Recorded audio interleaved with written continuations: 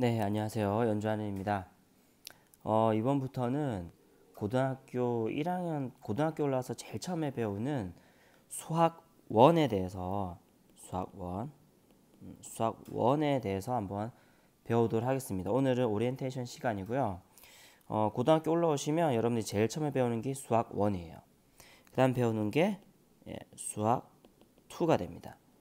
그 다음 배우는 게 이제 뭐가 있냐면은 미적분 1, 그 다음에 미적분 2, 그 다음에 확률과 통계, 그 다음에 이제 저기 뭐죠? 기하와 벡터. 이렇게 고등학교 때 총 4과목을 배우게 되고요. 이제 저기 문과생들이 배우는 것은 딱 여기까지 배워요. 여기까지 배우고 이제 이과생들은 여기까지 더 배우죠. 됐나요? 그리고 이제 문과생들의 그 수능 범위는 요 세 과목이에요. 세 과목. 근데 이과생들의 수능 범위는 요 세 과목입니다.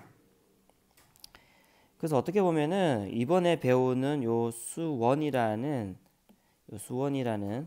이 과목이 수능의 출제 범위에서도 벗어나기 때문에 보통 별로 중요하지 않다라고 생각할 수 있는데 굉장히 중요한 과목이에요. 물론 지금 얘기하는 것은 2009 개정 교육과정에 한해서입니다. 이제 조금 있으면 2015 개정이 나오기 때문에 이제 그렇게 되면은 이제 요거는 상관없는 게 되지만 일단 2009 개정 기준으로 보면 이렇다는 거죠. 그리고 보통 보면 여기까지가 어떤 느낌이 드냐면 이제 수투부터가 이제 뭔가 본격적으로 하는 것 같은 느낌이 들어요. 그래서 집을 짓는다고 생각한다면 이제 수1에서 이 이전까지 여기 이제 중학교까지 포함을 하겠죠. 초등학교, 중학교, 수학 1까지는 왠지 그 기초공사 한다는 느낌이 들어요. 수학에서.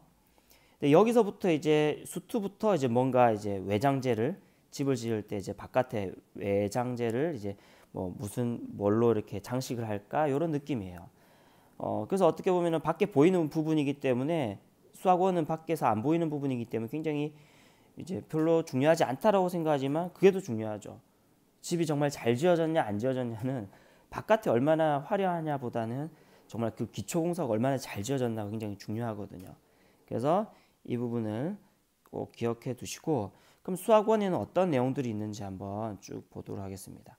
자, 수학원에는 자 크게 세 단원으로 나눠요. 이 단원이 뭔지를 암기해 놓는 것은 나중에 공부할 때 굉장히 큰 유익이 됩니다. 첫 번째는 바로 다항식. 그다음 두 번째는 방정식과 부등식입니다. 세 번째 단원이 이제 도형의 방정식이에요. 다 보시면 근데 다 뭐로 끝나냐면 식자로 끝나요. 그죠? 식자로 끝나는데 크게 두 부분으로 좀 나뉠 수 있어요. 자, 이 부분은 이제 우리가 대수학이라고 부르는 부분이라고 할 수가 있습니다. 대수학의 의미는 뭐냐면 대수학이 뭐냐면 간단하게 얘기하면 이런 거예요. 대신할 대자예요. 뭐를 대신하냐? 수를 대신하는 거예요. 수를 대신하는 게 뭐가 있죠? 뭐 x 뭐 이런 게 있죠. 이런 걸로 표현되는 뭐 예를 들어서 뭐 이런 거를 푸는 거 이걸 뭐라 그래요? 방정식이죠. 이게 방정식 있죠. 뭐 이렇게 쓰면 이게 부등식이 될 거고요. 어째 요거에 요런 걸 또 하나하나를 우리는 또 다항식이라고 합니다.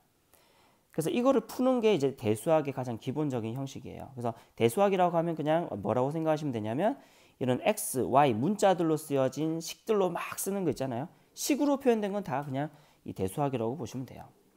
그다음에 도형의 방정식은 뭐라고 보시면 되냐면 이 부분 이제 기하학이라고 좀 보시면 돼요. 사실 이제 방정식이라는 게 있기 때문에 기하학과 사실은 기하학과 대수학이 함께 좀 같이 있는 거긴 하지만 이제 여기서 좀 핵심이 되는 거는 사실 이 기하학 부분이거든요. 기하학은 뭐냐? 그 말대로 기하학이 영어로 뭐냐면 geometr이에요. geo가 무슨 뜻이냐? geo는 이제 땅이란 뜻이고 땅. 이 메트리는 이제 측정하다 이런 말이에요. 그래서 그 기하학은 어디서 나왔냐면 땅을 측정하는 데서부터 나왔거든요. 그래서 옛날에 고대 이집트에서 뭐 이집트 그 나일강이 범람했을 때에 지형의 모양이 막 바뀌니까 그 땅을 측정할 이제 그 땅을 측정해야 되는 굉장히 중요한 땅을 측정하는 것은 굉장히 중요한 일이 됐죠. 그래서 이집트에서 발달한 게 사실은 기하학이에요. 그래서 어떻게 보면 기하학은 그 간단하게 얘기하면 이런 거예요. 그래프로 그려지는 건 다 기하학이라고 생각하시면 돼요. 뭐 원, 뭐 2차, 2차 곡선, 뭐 3차 이런 거 그래프로 그려지는 거 있잖아요. XY 평면 위에. 물론 이제 XY 평면 위에 그려진다는 자체가 이제 대수학이랑 연결되지만 이 얘기는 좀 벗어난 얘기이기 때문에 조금 더 나중에 시간이 될 때 설명하도록. 어쨌든 그림이 그려지는 것들은 기하학이라고 보시면 돼요. 그러면은 이제 이 수학원이 크게 이 두 부분으로 나뉘거든요. 이 대수학과 기하학. 물론 이걸 모든 걸 다루고 있지는 않지만 수학원이 바로 이 두 가지 수학에 있어서 굉장히 중요한 두 축, 수학을 이루고 있었던 굉장히 중요한 이 두 축을 수학원에서 다루고 있습니다. 그래서 굉장히 중요한 부분이니까 이 부분 여러분들이 꼭 기억을 하시고 수학원을 그냥 허투루 배우시면 안 돼요. 그러면 나중에 이제 문제가 생기는 거죠. 집을 지을 때 기초가 잘 안 돼 있으면 외장재가 아무리 화려하게 바깥이 화려해도 집이 금방 무너지는 것처럼 수학도 마찬가지입니다. 꼭 기억을 하시고 그다음에 또 하나 기억하실 게 뭐가 있냐면 여기서 얘기하는 수학원에서 얘기하는 다항식, 방정식과 부등식, 도형의 방정식 요 또 세부적으로 가면 또 세부적인 또 그 단원들이 소단원들이 나오는데 여기 있는 거의 대부분들이 뭐랑 연결이 되냐면은 중학교 수학이랑 연결이 돼 있어요. 그래서 중학교 이거를 하기 전에 시간이 더 되신다면 중학교 수학을 총 복습해 놓는 것도 굉장히 중요하고 그럴 시간이 없다면 이 부분 하면서 이 부분하고 그냥 여러분들이 보시면 제목만 보시면 중학교 1학년 3학년 1학년 3학년에 해당되는 제목들이 있어요. 그래서 잘 모르겠다 싶으면 중학교 과정으로 다시 가셔가지고 보시면 됩니다. 그래서 이 수원을 공부하실 때는 반드시 중학교 수학과 연계해서 만약에 잘 모르겠다면 그 개념이 어디냐면 중학교 수학에 있습니다.